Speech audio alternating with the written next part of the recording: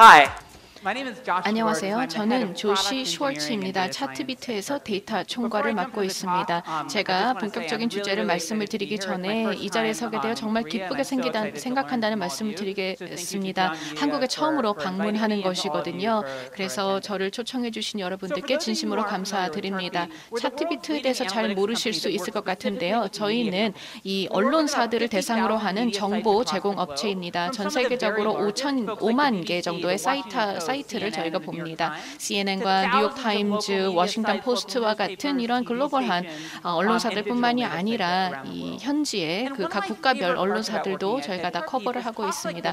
차트비트는 저희가 이러한 엄청난 양의 언론사들이 생성하는 데이터를 모아서 분석을 하고 또 처리를 함으로써 사람들이 어떻게 뉴스를 소비하는지에 대해서 분석을 하는 역할을 하고 있습니다. 저희는 전 세계 거의 모든 국가를 커버하고 있고 그리고 수천여 개의 사이트를 계속 커버하고 있습니다. 오늘 이 자리에서 여러분들께 이러한 저희가 가지고 있는 데이터를 활용을 해서 보여드리면서 어떻게 핵심 고객을 만들 수 있는지에 대해서 말씀을 드리겠습니다. 지금 현재 분산화된 플랫폼들이 많이 사용이 되고 있죠. 다양한 브라우저가 있고 다양한 플랫폼들이 있고 이러한 채널들을 통해서 언론을 소비하게 되는데 그 부분에 대해서 크게 세 가지로 나누어서 볼 수가 있겠습니다. 첫 번째는 뉴스를 어떻게 발견하는가의 문제입니다. 어떻게 우리의 이야기를 발견하는지, 사람들은 어떻게 뉴스에 접근하게 되는지, 어떻게 소비하는지가 첫 번째입니다. 두 번째로는 우리의 사용자들의 주목을 어떻게 끌 수 있는지에 대한 것입니다. 어떤 사람들은 그저 기사를 훑고 지나가고 어떤 사람들은 굉장히 열심히 읽죠. 세 번째로는 실제로 핵심 고객을 어떻게 축적을 해서 유료 고객화하는가에 대해서 말씀을 드리겠습니다. 자, 첫 번째가 바로 발견과 관련된 것입니다. 여기 보시면은 가장 주요한 방식으로서 사람들이 뉴스를 발견하는 방식이 되겠는데요. 사람들이 어떻게 사이트로 오게 되는가라는 것입니다. 사실 사이트에 도달하는 방법은 그렇게 다양하지는 않습니다. 첫 번째 방법은요, 가장 왼쪽에 있는 것인데요. 여전히 2017년에도 많은 사람들이 언론사 사이트에 가는 것은 직접 가는 것입니다. 예를 들어 차트비트.com을 입력을 하거나 CNN.com을 입력을 하거나 아니면 해당 언론사의 개별 앱을 이용을 해서 직접 들어오는 것이죠. 그것이 36% 정도입니다. 다시 말해서 직접적으로 언론사 사이트에 오게 되는 것이 첫 번째 방식입니다. 두 번째로 언론사 사이트에 도달하게 되는 방법은 바로 검색 엔진, 특히 구글을 이용을 하는 것입니다. 언론사에 들어오는 트래픽의 약 21% 정도는 구글 검색을 통해서 들어오는 것입니다. 세 번째 방법은 우리가 흔히 다크 소셜이라고 하는 방식을 이용을 하는 것입니다. 메시징 앱이나 이메일이나 기타의 다른 방식을 이용을 해서 공유되는 링크를 타고 들어오는 것이 다크 소셜입니다. 이것이 대략 15%입니다. 네 번째로 가장 흔한 방식이 페이스북입니다. 페이스북을 보면은 웹으로 이용을 할 수도 있고 앱으로 이용을 할 수도 있겠는데요. 그것이 한 13% 정도입니다. 그 이외의 다양한 방식들을 다 합친 것이 한 10%, 11% 정도가 되겠습니다. 그래서 이 차트를 보면서 우리가 알 수 있는 것이 우리가 컨텐츠 제공 업체로서 몇 가지 집중해야 될 채널들이 있다는 것을 알 수 있다는 것입니다. 그렇기 때문에 모든 언론사 사이트에서는 전략을 수립할 때 직접적으로 가장 충성도가 높은 고객들이야말로 직접적인 방식을 이용을 한다는 것을 이해를 해야 되겠죠. 두 번째로는 검색에 잘 잡히도록 하는 것입니다. 그리고 세 번째, 네 번째가 바로 SNS와 관련된 것이죠. 특히 세 번째로 나와 있는 다크 소셜의 의미를 잘 이해해야 합니다. 물론 한국 시장과 또 다른 몇몇 국가에서는 상황이 조금 다르겠죠. 한국 같은 경우에는 네이버와 같은 포털이 강력한 영향력을 행사하고 트래픽을 유도하는 역할을 하고 있습니다. 그렇지만 그러한 상황에도 핵심은 같다고 생각을 합니다. 사실상 그 컨텐츠가 유포되는 주요한 채널들은 그렇게 많지는 않다는 것입니다. 자, 그러면 구글과 페이스북에 대해서 그리고 검색 엔진에 대해서 생각을 해보도록 하겠습니다. 사실 검색 엔진과 페이스북을 통해서 새로운 유저들을 확보할 수가 있습니다. 자, 그렇다면 이 둘이 어떻게 다른지 말씀을 드려보도록 하겠습니다. 제가 여러분들께 발표를 통해서 강조하고 싶은 것이 서치와 소셜의 차이라는 것입니다. 검색과 SNS에는 차이가 있는데요. 사용자가 어떠한 상태일 때 검색을 하고 어떨 때 SNS를 하는지는 차이가 있습니다. 제가 검색을 엔진을 이용을 하게 되면은 특정한 정보를 얻고자 하는 것입니다. 검색 엔진에다가 검색어를 입력을 하게 되죠. SNS 같은 경우에는 완전히 정반대입니다. SNS 같은 경우에는 제가 스마트폰을 켜서 몇 초 동안 예를 들어서 제 의자에 앉아서 또는 편안하게 앉아서 좀 가볍게 어떠한 의도를 가지고 하는 것이 아니라 좀 가벼운 마음으로 SNS를 하게 됩니다. 그렇기 때문에 사람들이 접하게 되는 이야기들, 스토리들은 구글을 이용을 하거나 페이스북을 이용을 할 때 차이가 있다는 것입니다. 제가 이 차이를 보여주는 하나의 사례를 보여드리도록 하겠습니다. 전 세계 언론사 사이트에서 미국 대선이 일어났을 때 어떠한 트래픽의 변화가 있었는지를 살펴보았습니다. 여기 한번 보시면은 구글과 페이스북을 보여주고 있습니다. 구글은 빨간색이고 페이스북은 파란색입니다. 미 대선이 있었던 당시가 되겠는데요. 여기 중간에 빨간색이 치솟은 것을 볼 수 있습니다. 이것은 실제 대선 투표가 있었던 날입니다. 다시 말해서 투표가 시작이 되었던 것이죠. 그 다음에 트럼프의 대선 당선이 발표된 후를 볼 수가 있습니다. 여기서 흥미로운 것은 두 가지 트렌드를 볼 수가 있다는 것이죠. 첫 번째로는요. 이 실제로 속보가 나오고 있는 상황에서는 검색이 주요한 트래픽에 유도를 했습니다. 구글 같은 경우 보면은 전체의 트래픽의 40% 이상에서 60% 정도까지 치솟았다는 것을 알 수가 있습니다. 예를 들어서 이 개표가 이루어지고 그 결과가 나오게 되면은 우리가 핸드폰을 켜고 또는 컴퓨터에 들어가서 아주 구체적인 검색을 하게 됩니다. 예를 들어서 투표가 마감되었는가, 언제쯤 마감되었는가, 유력한 후보가 누구인가를 검색을 하게 됩니다. 그럴 때에는 SNS 활용이 거의 이루어지지 않습니다. 실제적으로 구체적인 사실을 알고 싶기 때문입니다. 그 다음에 24시간에서 48시간이 지났습니다. 모든 사람들이 알게 되었습니다. 즉 사실을 알게 되었죠. 트럼프가 당선이 되었습니다. 그 다음으로는 친구들과 이 결과에 대해서 이야기를 하게 됩니다. SNS를 활용을 하게 되는 것이죠. 앞으로 그럼 미국이 어떻게 될 것인가 친구들과 이야기를 하게 됩니다. 그래서 소셜이 중요해지는 것입니다. 여기 보시면은 구글보다도 훨씬 높은 수준을 유지한다는 것을 볼 수 있습니다. 페이스북 같은 경우에는 전체 언론사 트래픽의 절반 이상을 차지한다는 것을 볼 수 있습니다. 미 대선이라고 하는 것이 우리가 경험한 가장 주요한 트래픽 이벤트 중에 하나였는데 여기서 보시면은 우리가 어떠한 주제에 대해서 스토리를 이야기를 할 때 어떠한 버전의 이야기인가에 따라서 그 채널이 달라지게 된다는 것을 의미하는 것입니다.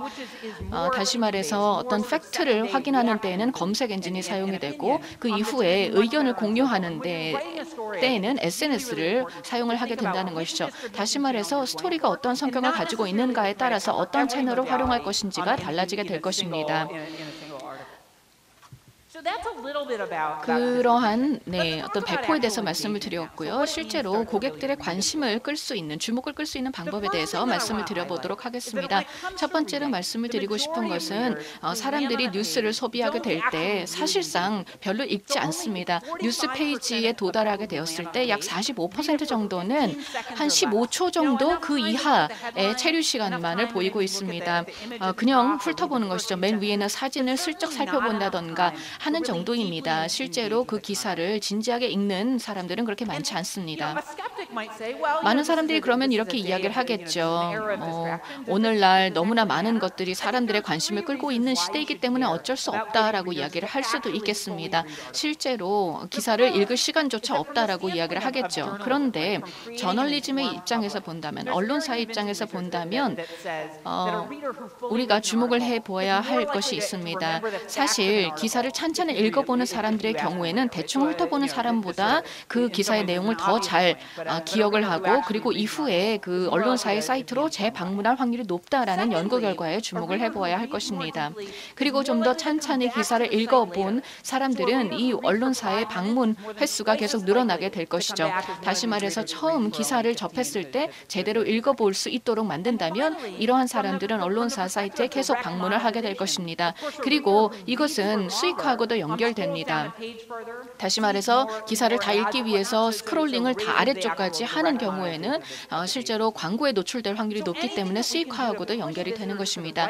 그렇기 때문에 우리가 사용자들, 방문자들이 좀 더 오른쪽으로 갈 수 있도록 유도하는 것이 매우 중요하다는 점을 말씀을 드리고 싶습니다. 제가 1시간 정도 이상 사실 이렇게 오른쪽으로 비짓 방문객을 이끌어낼 수 있는 방법에 대해서 말씀을 드릴 수 있겠지만 간단히 말씀을 드리자면 헤드라인이 중요하다는 것입니다. 다시 말해서 사람들의 주목을 끌기 위해서 헤드라인의 역할에 대해서 우리는 생각을 해볼 수가 있겠습니다. 차트비트에서는 저희는 어떠한 저희가 가지고 있는 수단을 이용을 해서 헤드라인 비트 테스팅을 하게 되었습니다. 언론사들, 기자들이 헤드라인을 쓰는 방식은 다양할 수가 있습니다. A냐 B냐가 아니라 굉장히 자세하게 볼 수가 있겠는데요. A라는 헤드라인과 B라는 헤드라인을 사람들에게 제시를 하고 사람들이 어떠한 헤드라인에 더 관심을 가지게 되는지를 조사를 하게 되었습니다. 다시 말해서 어떠한 헤드라인을 어떻게 작성을 해야만 사람들의 관심을 끌 수 있는가를 조사를 하는 것이고 어떠한 헤드라인이 독자들의 관심을 끌어서 기사 전체를 읽도록 유도할 것인가를 조사를 하게 되었습니다. 이러한 데이터 세트를 이용을 하게 되면 헤드라인의 작성법에 대해서 좀 더 통찰을 얻을 수가 있겠습니다. 예를 들어 편집인이 좋은 헤드라인을 쓰는 방식에 대해서 개선을 할 수 있다는 것이죠. 예를 들어 보도록 하겠습니다. 많은 스포츠 기자들이 이야기를 합니다. 주요한 운동 선수의 이름을 헤드라인에 넣는 것이 굉장히 중요하다라고 이야기를 합니다. 어떤 자신이 응원하는 선수의 이름이 헤드라인에 있을 경우에는 그 기사를 더 잘 읽어볼 것이다라는 이야기를 합니다. 다시 말해서 한 종류의 헤드라인과 다른 종류의 헤드라인을 비교해 봤을 때 어떠한 운동선수의 이름이 들어가 있는지 그리고 들어가 있지 않는 헤드라인을 비교를 하게 된다면 그 효과를 볼 수가 있겠습니다. 그래서 저희가 실제로 헤드라인 중에서 성공적인 헤드라인을 작성하기 위해서 어떠한 특징들이 있는지 살펴보게 되었습니다. 저희가 약 23만여 개의 헤드라인을 대상으로 조사를 하였습니다. 그리고 독자들의 관심을 끈 헤드라인과 그리고 별로 효과가 없었던 헤드라인 그리고 독자들의 관심을 오히려 끄게 만든 헤드라인으로 비교를 해보게 되었습니다. 여기 보시면 왼쪽에는 도움이 되는 헤드라인의 요소들이 있습니다. 가장 큰 도움이 되는 요소 중에 하나가 바로 지시대명사를 이용을 하는 것입니다. 이러한, 이라는 이러한 지시대명사를 이용을 하게 되면 독자들의 관심을 끌 수가 있습니다. 두 번째로는 최악의, 이런 그 가장 나쁘다라는 최상급을 이용을 할 경우에 가장 최고다라기보다는 가장 최악의 이러한 요소 단어가 들어가게 되면 관심을 끌게 되고요. 그리고 질문형으로 하는 것입니다. 어디에서, 언제라는 말이 들어가면 관심을 끌게 됩니다. 별로 효과가 없는 즉 중립적인 그런 요소들도 있습니다. 가운데 나와 있는데요. 종종 기자들은 이렇게 이야기를 합니다. 뭔가 이름이 들어가게 되면 헤드라인이 도움이 된다라고 생각을 하지만 사실은 긍정 또는 부정에 어떠한 영향도 없었습니다. 그리고 또한 대명사를 이용을 하는 경우, 고유명사를 이용을 하는 경우에도 큰 임팩트는 없었습니다. 그리고 아주 긴 헤드라인의 경우에도 부정적 또는 긍정적인 효과는 없었습니다. 가장 오른쪽을 한번 보시도록 하겠습니다. 이것은 굉장히 중요하게 사람들의 관심을 끄는, 관심을 끄게 만드는, 즉 관심을 없애는 그런 헤드라인인데요. 너무 짧은 헤드라인은 별로 좋은 헤드라인이 아닙니다. 저희가 이런 데이터를 사람들에게 보여주면은 가장 흥미롭게 생각을 하는 것인데요. 사실 이 종이 매체 쪽에서 생각을 하는 것은 헤드라인을 제목을 좀 짧게 만들어야 된다라고 생각을 하는 것 같습니다. 그리고 디지털 헤드라인의 경우에는 조금 더 다른 생각을 가지고 있는 것 같지만 어쨌든 짧은 헤드라인은 도움이 되지 않습니다. 두 번째로는 물음표가 있는 것은 도움이 되지 않습니다. 예를 들어 제목의 끝에 물음표가 있는 것은 도움이 되지 않습니다. 그리고 가장 흥미로운 것인데요. 이 어떠한 물음표라든지 이런 것은 도움이 되지 않는다고 말씀을 드렸고 마지막으로는 시점에 대해서 이야기하는 것, 내일 또는 토요일 이러한 어떤 시점에 대한 이야기를 하는 것은 별로 좋은 헤드라인이 아니라는 것을 데이터를 통해서 알 수 있었습니다. 물론 이것은 영어를 기반으로 해서 영어 쪽의 헤드라인을 조사를 한 것입니다만 여기서 우리가 이해할 수 있는 것은 한국어든지 어떤 언어든지 간에 우리가 여기서 배울 수 있는 통찰이 있습니다. 어떤 언어로 사용을 하든지 간에 헤드라인이 어떻게 구성이 되는가 그 언어적인 요소를 살펴볼 필요가 있다는 것입니다. 데이터를 바탕으로 해서 실험을 해보는 것도 좋을 것입니다. 독자들의 관심을 끌기 위해서는 정말 좋은 헤드라인을 작성하는 것이 중요하다는 것을 말씀을 드리고 싶습니다. 세 번째 단계로 넘어가 보도록 하겠습니다. 유료 구독과 그리고 충성도를 높이는 방법입니다. 네, 우리가 이 고객과 관련된 충성도를 생각을 할 때 중요한 것이 바로 이 사이트의 규모에 대한 것이고 그리고 틈새 시장 사이트와 비교를 해보는 것입니다. 이 그래프를 한번 보시기 바랍니다. 여기 보면은 수천여 개의 그 언론사 사이트들을 이 점으로 표시한 것입니다. 각각의 점은 사이트를 의미하는 것이고요. 이 가로축을 보시면은 아주 작은 사이트, 예를 들어서 한 달에 방문자가 100만 명 이하인 사이트가 왼쪽에 있습니다. 그리고 수억 명이 찾는 사이트는 오른쪽에 있습니다. 그리고 이 세로축을 보면은 얼만큼 방문자들이 재방문을 하는가를 나타내는 것입니다. 다시 말해서 고객의 충성도를 나타내는 것이죠. 점이 높으면 높을수록 고객 충성도가 높은 사이트입니다. 여기에 대해서 몇 가지 이제 구조적인 점을 말씀을 드려보도록 하겠습니다. 먼저 우리가 알 수 있는 것은 가장 오른쪽에 있는 사이트, 다시 말해서 굉장히 규모가 큰 사이트들의 경우에는 평균적인 충성도가 상당히 높다라는 것입니다. 이것이 의미하는 바는 사실 충분한 규모의 사이트를 구축을 하게 되면은 예를 들어서 누구나 인지할 수 있는 그런 언론사 사이트로서의 인지를 갖게 되면은 어느 정도 충성도는 따라오게 된다는 것입니다. 좀 전에 게리 리우 사장님께서 말씀을 해주신 바대로 사우스 차이나 모닝 포스트가 페이월을 없애기로 했다라는 것은 규모를 키우고자 하는 것입니다. 다시 말해서 규모를 키우기 위해서, 다시 말해 충성도를 높이기 위해서 가장 첫 번째로 할 수 있는 것은 규모를 키우는 것입니다. 두 번째로 말씀을 드리고 싶은 것은 가장 왼쪽에, 가장 위쪽에 있는 그런 사이트들은 사실은 충성도가 가장 높은 사이트들입니다. 그래서 거의 70에서 90% 정도의 사용자들이 재방문 사용자들이라는 것이죠. 그러면서 규모는 굉장히 작습니다. 그래서 사실은 한 80에서 90% 정도의 충성도를 가진 사이트 중에는 대형 사이트는 별로 없습니다. 그래서 이것이 의미하는 바는 이러한 틈새 사이트, 즉 특정한 오디언스를 타겟으로 하는 사이트들은 충성도가 높다는 것입니다. 예를 들어서 어떠한 사이트는 특정한 운동 종목의 특정한 경기들만이 커버를 합니다. 그리고 이 사이트의 경우에는 이제 특정한 주제에 대해서만 뉴스를 제공을 합니다. 이러한 방식으로 틈새 콘텐츠 사이트들이 있겠죠. 예를 들어서 특정한 어떤 금융 상품만을 다룬다던가 특정한 기술만을 다루는 사이트들이 있습니다. 그리고 또한 비영어권의 사이트들이 인기 또는 충성도가 높습니다. 예를 들어서 평균적으로 충성도가 높은 사이트는 리투아니아어로 되어 있는 사이트일 수 있습니다. 다시 말해서 이것은 어떻게 보면 경쟁 구도하고도 관련이 되어 있겠죠. 영어권의 경우에는 굉장히 많은 사이트들이 이미 존재합니다. 다시 말해서 경쟁이 심하다는 것이죠. 그런데 예를 들어서 한국어라든지 리투아니아어의 어떤 사이트라고 하면은 경쟁이 다소 상대적으로 약합니다. 그렇기 때문에 충성도가 높은 고객들을 확보할 확률이 높아지는 것입니다. 마지막으로 여기 보시면 가장 많은 대부분의 사이트들이 위치해 있는 그런 중간 영역이라고 볼 수가 있습니다. 여기에서 우리가 알 수 있는 것은 이런 사이트들은 전략적으로 선택을 해야 된다는 것입니다.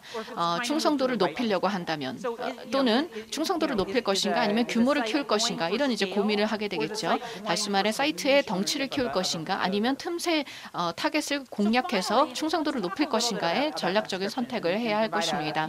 그러면 이제 유료 고객층을 확보하는 것에 대해서 말씀을 드려보도록 하겠습니다.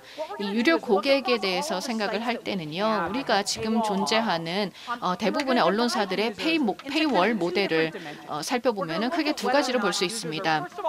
첫 번째로는 고객들, 사용자들이 충성도가 있는가 없는가, 다시 말해 정기적으로 재방문을 하는가 아니면 우연히 들리고 그냥 떠나는가라는 것이 가로축에 있습니다. 다음으로 세로축으로는 유료 고객인가 아닌가로 나눠볼 수가 있습니다. 이렇게 4분면이 되겠는데요. 가장 아래쪽 왼쪽을 보면은 충성도도 없고 유료 고객도 아닙니다. 대부분의 방문자들이 여기에 해당하죠. 그래서 거의 95%의 언론사 사이트에 방문하는 방문자들은 여기에 속합니다. 페이스북을 통해서 구글을 통해서 우연히 언론사 사이트에 도달하게 되는 것입니다. 그런데 여기서 보시는 것처럼 굉장히 많은 어떤 퍼센트가 있다는 것은 이제 기회가 있다는 것을 의미하기도 합니다.